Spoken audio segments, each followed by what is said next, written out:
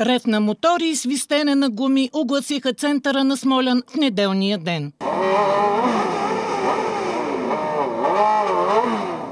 От 2019 до сега правим такива сбирки за откриване и за закриване на мотосезона.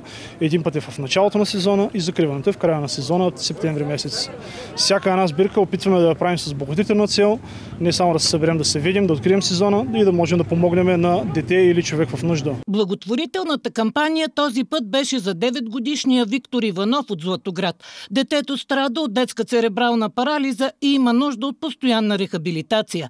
За да се провежда тя в медицински център в Кавала, семейството се нуждае от средства в размер на 23 800 евро за година. От мотоклуб Смолян Райдърс не за първи път помагат на Вики. Преди няколко години отново събирахме средства за него. Той тогава имаше нужда от спешна операция, която тя мина и в момента той има нужда от рехабилитация след тази операция и заради това продължаваме да събираме средства с него, за да може да се подобрява.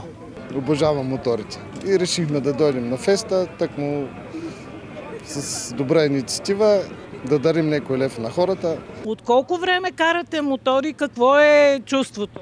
Аз карам от 3 години. Чувството е уникално. Уникално. Ние се събираме много често и сбирки си правим, уникално е. Това си е тръпка, това си е адреналин, хоби.